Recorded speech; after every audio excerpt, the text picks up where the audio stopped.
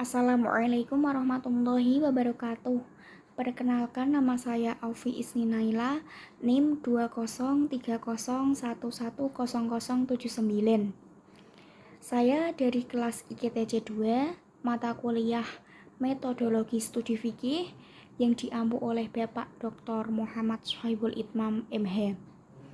Di sini saya akan menjelaskan poin-poin penting yang ada di makalah saya yang berjudul Studi Fikih dengan Pendekatan Hermeneutika. Langsung saja, pengertian hermeneutika. Secara terminologis, hermeneutika dalam penggunaan klasiknya dapat diartikan sebagai penafsiran teks-teks, khususnya teks-teks Alkitab atau teks-teks filosofis. Dalam konteks Islam, hermeneutika adalah seperangkat metode, teori, dan filsafat terfokus pada masalah pemahaman teks. Sebenarnya telah muncul pada hari-hari awal ketika teks Al-Quran diturunkan, yang sulit untuk memahami dan rumit, yang karenanya harus dijelaskan, diterjemahkan, dan ditafsirkan agar dapat dipahami.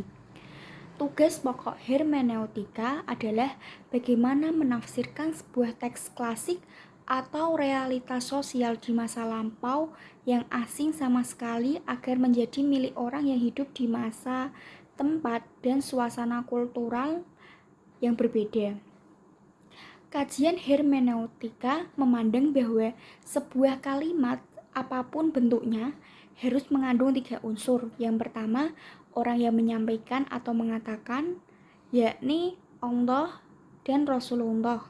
Yang kedua, bahasa itu sendiri, yakni Al-Quran dan hadis. Yang ketiga, orang yang diajak bicara, penerima atau pembaca, yakni umat Islam.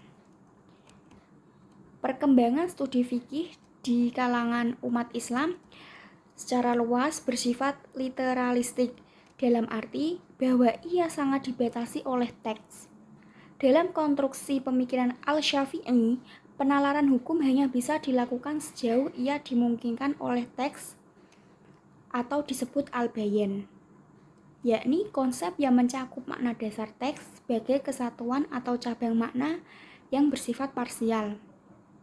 Al-Syafi'i menyebut 4 tingkatan al-bayan Al-Quran yang masing-masing mempunyai tingkatan hukum yang sama, yaitu 1. Hal-hal yang diterapkan oleh Allah tanpa membutuhkan penjelasan di luar dirinya, seperti larangan membunuh dan memakan daging babi. Yang kedua, hal-hal yang disebutkan oleh Allah secara umum, namun penjelasan detailnya dilakukan oleh Rasul, contohnya sholat dan haji. Yang ketiga, hal-hal yang tidak diterangkan oleh Allah akan tetapi kemudian dijelaskan oleh Rasul, seperti larangan mengkonsumsi daging anjing dan binatang buas. Yang keempat, hal-hal yang dibebankan oleh Allah kepada manusia untuk berijtihad menyangkut kasus-kasus baru. Pada prinsipnya, ushul fikih sebetulnya mengkaji dalil-dalil syara' yang umum, al-adilah, al-syariyah, al-kuliyah, yang terbagi ke dalam 2 metode, yaitu 1. Metode kebahasaan, turuqul lafzi, yang berkaitan dengan teks dengan segenap klasifikasi dalalahnya, mulai dari paling jelas sampai yang paling subtil, seperti am, khas, mutlak, muhkam, mustasyabih, dan sebagainya. Yang kedua, metode penalaran makna, turuqul makna, yang bersifat induktif dan berangkat dari realitas faktual seperti qiyas, istihsan, maslahah mursalah, uraf, istishab, dan sebagainya.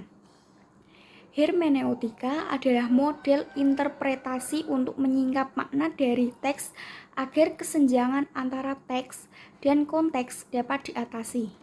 Teks yang dimaksudkan di sini adalah teks Al-Quran dan hadis. Sementara ushul fikih adalah ilmu yang sebenarnya menitikberatkan pada realitas. Ushul fikih adalah metodologi yang bersifat praktis.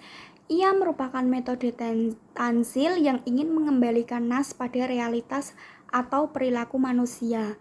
menghorizontalkan dari Allah menuju alam. Sedangkan hermeneutika adalah metode takwil yang ingin mengembalikan nas pada sumber utamanya, yaitu wahyu.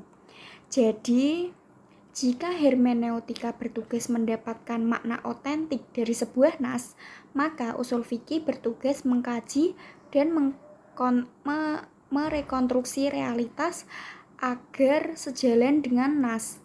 Kedua disiplin tersebut dapat dikembangkan untuk membentuk suatu paradigma jamai yang menjadi basis pembaruan ilmu dan masyarakat Islam. Sekian penjelasan mengenai poin penting dari makalah saya.